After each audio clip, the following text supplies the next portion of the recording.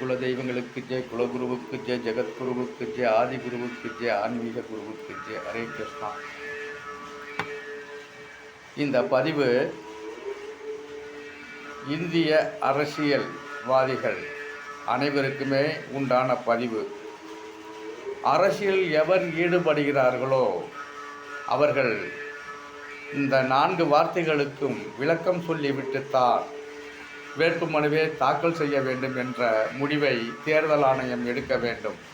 ஆம், அரசு என்றால் என்ன, அரசியல் என்றால் என்ன, அரசியல் அமைப்பு என்றால் என்ன, அரசியல்வாதி என்றால் என்ன என்ற நிலையை சரியாக புரிந்து விளக்கம் சொல்பவர்களைத்தான் தேர்தலில் போட்டியிட அனுமதிக்க வேண்டும்.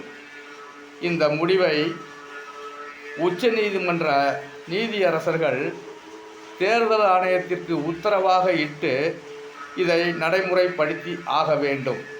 இந்த வார்த்தைகளுக்கு விளக்கம் தெரியாதவர்கள் ஏராளமானோர் இன்று அரசியலில் ஈடுபட்டு அரசியலை அவமானப்படுத்தி கொண்டிருக்கிறார்கள்.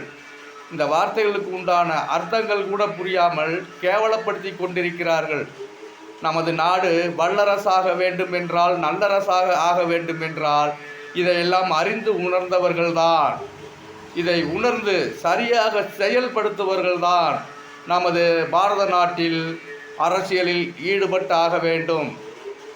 மக்களாகிய ஒவ்வொருவரும் இது போன்ற நிலைகளை ஏற்படுத்தி காட்ட துணை நிற்க வேண்டும் என்று மனிதநேய விழுதுகள் தொண்டு நிறுவனத்தின் சார்பாக அன்புடன் கேட்டுக்கொள்கிறேன். ஹரே கிருஷ்ணா. ஆயுஷ்மான் பவ, கீர்த்திமான் பவ, ஜெய் பவ.